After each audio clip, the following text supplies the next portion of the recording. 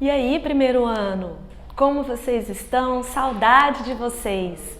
Olha só, hoje a gente vai dar continuidade naquele conteúdo que eu falei para vocês na nossa última aula. Nós falamos da pré-história e eu disse que nessa próxima aula iríamos caminhar para o Egito.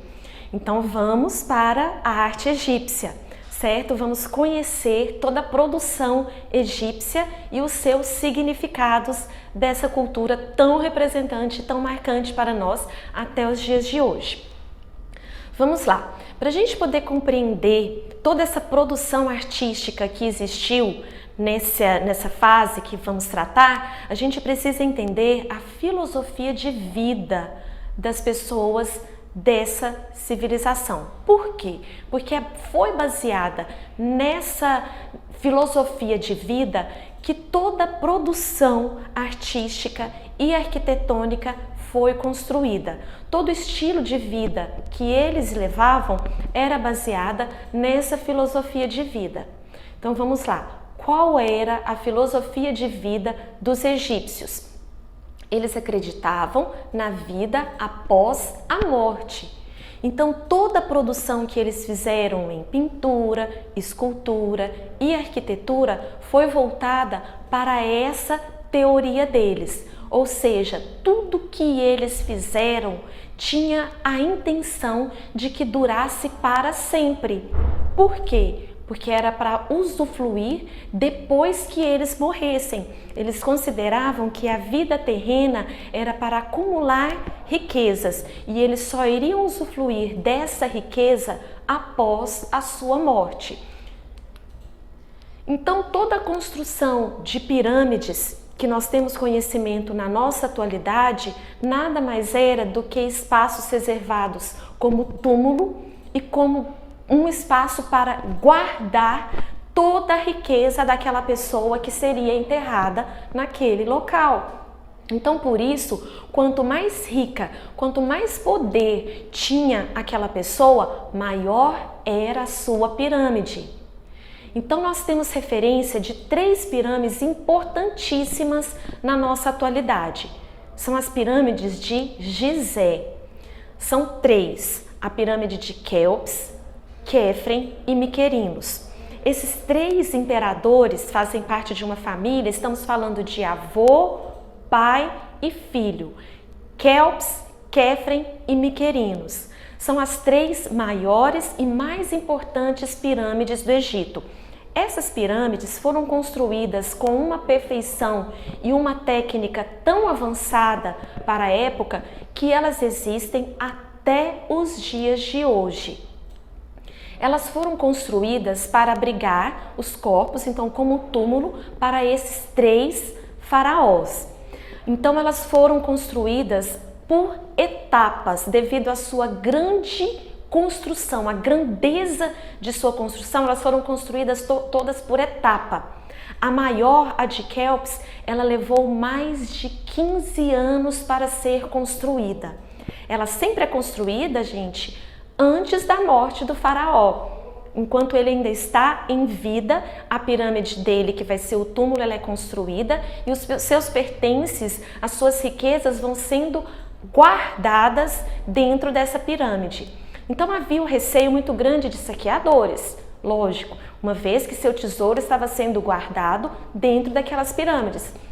Então é muito comum nós ouvirmos nos dias de hoje que as pirâmides eram verdadeiros labirintos, esconderijos desse tesouro, justamente para proteger dos saqueadores que poderiam acontecer, e em muitos casos aconteceram.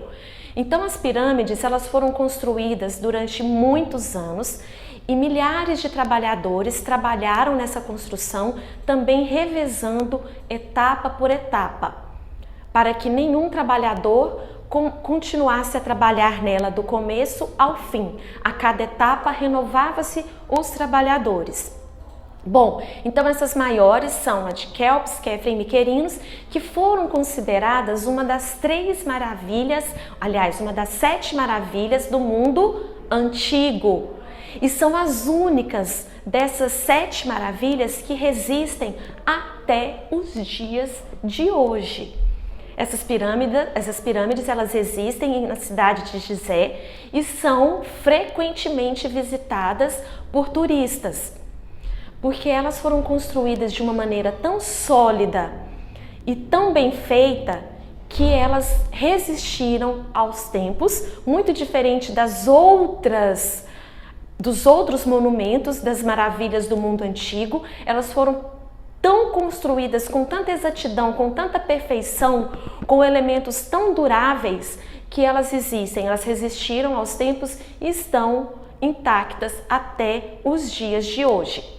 Então aqui temos essas imagens onde constam que as pirâmides, que eu referi a vocês, e também a esfinge, que vamos logo ver o significado dessa esfinge.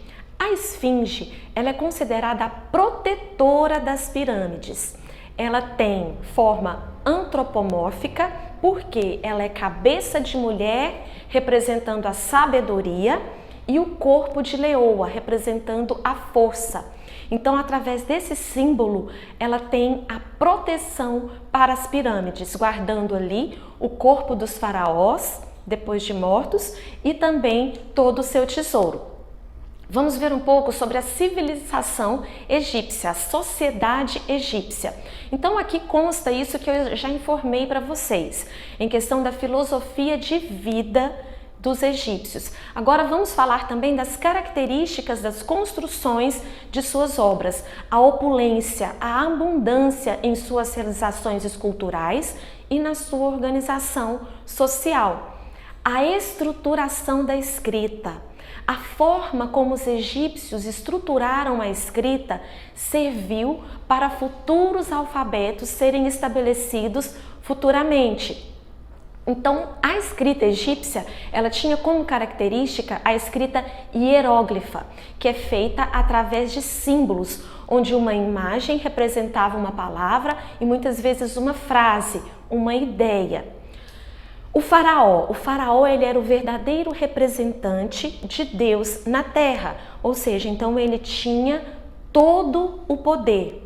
E a questão da permanência da arte por mais de 3.000 anos.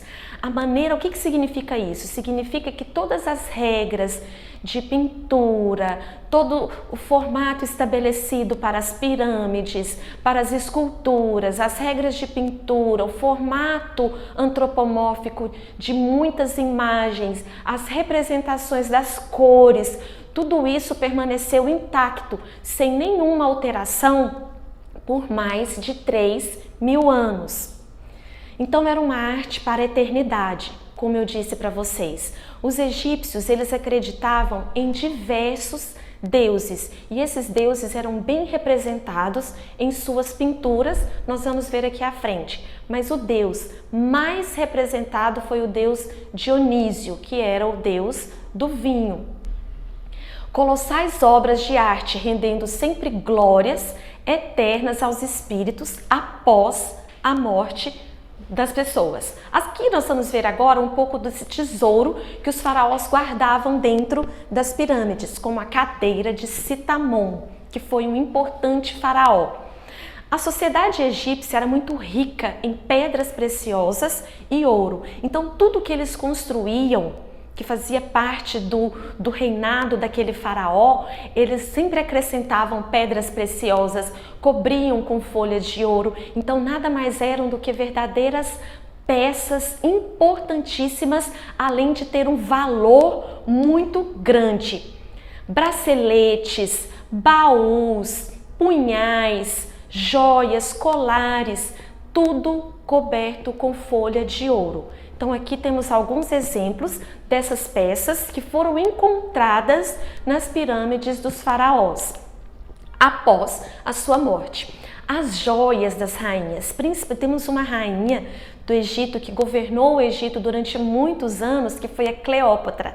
A Cleópatra foi uma rainha importantíssima devido à sua grande inteligência e devido à sua contribuição intelectual para livros, bibliotecas sendo construídas em nome de Cleópatra, que dominava cerca de 10 línguas diferentes e suas joias eram extremamente ricas em quantidade de pedras preciosas e ouro, como por exemplo aqui este colar. Aqui temos a máscara de Tutancâmon. Tutancâmon foi um outro faraó do Egito que começou a governar muito cedo. O faraó Tutancâmon, aos 18 anos, ele começou a governar o Egito e não teve uma vida longa. Infelizmente, ele sofreu de doenças pulmonares e acabou não governando durante muito tempo. Então, Tutancâmon, temos aqui a máscara funerária que cobria o corpo dele e que mostra pra gente hoje um pouco dos traços do que foi o Tutancâmon. E aqui um pouco dos seus tesouros, a sua cadeira toda coberta com folha de ouro, o baú onde guardavam as suas joias, todo coberto de folha de ouro também. Aqui, esse espaço mostra a tumba de Tutancâmon, que é o espaço interior das pirâmides, onde guardavam os seus pertences, os seus objetos de uso pessoal. Hoje é aberta a visitação do público, então consta uma iluminação adequada, uma forma de arejar esse espaço também, uma vez que o público está constantemente visitando esses locais, mas ela procura manter as características lá da época em que foi construída. Agora vamos para as características da arte, as características das pinturas e das esculturas egípcias. Elas têm uma característica que chama de figura estática. O que é uma figura estática? Uma figura parada, sem menção alguma de movimento e sem expressão facial alguma. Então as estátuas eram construídas como se fosse hoje nós tirando uma foto 3x4 que iria para um documento. Não podemos sair com expressão alguma. Então era dessa forma que muitas esculturas egípcias foram construídas. Por exemplo, dessas imagens aqui. Uma questão que nós temos que sempre observar também, que é característica importantíssima da pintura e da escultura, é em relação às cores, a representação das cores utilizadas em cada pessoa. Eles tinham uma hierarquia cromática, onde a cor mais escura era representada para as pessoas mais importantes. E à medida que ela fosse perdendo o seu poder, essa cor ia clareando. Eles faziam isso em proporções, tanto nas esculturas como nas pinturas, em proporções de tamanhos, medidas também. As pessoas mais importantes eram maiores, representadas em tamanhos maiores, em cores mais fortes. À medida que ia diminuindo e clareando, representava também o poder daquela pessoa. Arquitetura. A arquitetura tem esse fator mais importante, que é a perpetuidade. Tudo que eles construíam era extremamente bem feito, porque deveria durar para sempre. Deveria ser eterno. Aqui temos um exemplo também de uma outra construção, que é o templo da rainha Hatshepsut, que foi uma outra figura importantíssima dentro da dinastia egípcia. Agora, as pirâmides, como eu disse para vocês, que eram uma espécie de túmulo, né, onde guardavam não só o corpo da pessoa que morria, como também os seus pertences, e à medida que ela era maior, mais riqueza também a pessoa tinha. Então nós temos aqui classificações de tamanhos de pirâmides, de acordo com essa hierarquia também. Exemplo, pirâmide, túmulo real destinado ao faraó. Então a pirâmide é o túmulo mais alto que nós temos no Egito, porque era destinada à pessoa mais importante do Egito. Mastabas. As mastabas tinham o formato de pirâmide, porém menores. Túmulo para nobreza. E o hipogeu, que era o túmulo menor, mais rente ao chão, destinado para a gente do povo simples, que é semelhante aos túmulos que vemos nos dias de hoje, rente próximo ao chão. Ou seja, o tamanho da pirâmide influenciava diretamente no tamanho da riqueza e da importância da pessoa também. Vamos aqui para as esculturas.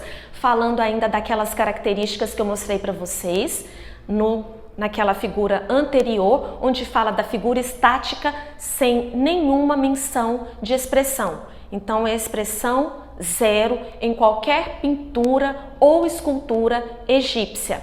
Aqui outros exemplos para vocês observarem essas características que estou dizendo.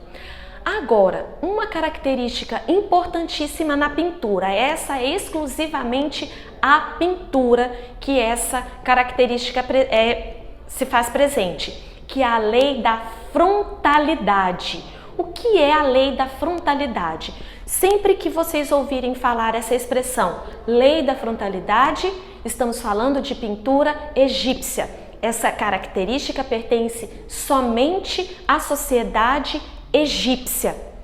É nada mais, nada menos do que a maneira de estar representando a figura humana na pintura, que estabelece representações da seguinte maneira: tronco e ombros voltado para frente, cabeça, pernas e pés sempre de perfil. Vou mostrar para vocês aqui nessa imagem o que é então essa lei da frontalidade. Então, tronco, braços voltados para frente, o olho também, o olho ele fica nessa lateral, a pessoa, o rosto de perfil e o olho sendo representado aqui, voltado para frente, como se ele estivesse o tempo todo vigiando, olhando para o espectador, para quem estivesse observando a figura. Então, tronco, braços, olho voltado para frente, pernas e pés de perfil. Isso se chama lei da frontalidade. Toda pintura egípcia, falamos de figura humana, elas estão representadas dentro dessas características. A outra é aquela que eu citei para vocês em relação às cores e ao tamanho. Aqui nós temos duas cores representadas na figura humana, uma na cor mais escura, a outra na cor mais clara. Deduzimos que, em termos de importância dentro daquele registro da sociedade, esta imagem é a mais importante e essa outra vai perdendo gradativamente a sua importância perante a imagem. Pessoal, então é isso. Nós vamos ver até aqui essa questão da estrutura egípcia no que diz respeito à arte. Vimos sobre as características da pintura, vimos da escultura e vimos da questão da arquitetura das pirâmides. Esses três fatores são os principais ao falarmos da arte egípcia. Temos a questão da escrita, a maneira como eles estruturaram a escrita, que da mesma forma que as pirâmides havia a hierarquia no seu formato de pirâmide, mastaba, hipogeu, a escrita também tinha. Só que nós temos que direcionar o nosso conteúdo específico para arte. Então, nós concluímos aqui a nossa apresentação, o nosso estudo sobre a cultura egípcia e na próxima aula vamos vir com um novo conteúdo. Espero que vocês tenham gostado, que a explicação tenha ficado clara, porque eu procurei focar nos principais pontos da arte egípcia. Então, vou me despedir de vocês com um beijo bem grande e até a próxima aula. Fiquem com Deus!